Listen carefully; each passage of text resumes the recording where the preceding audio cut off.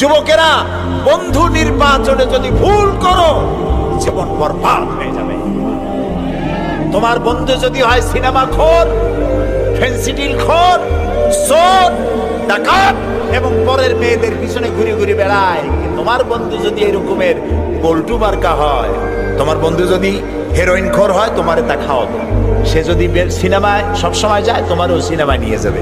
সে যদি blue film দেখে, তোমারও নিয়ে যাবে।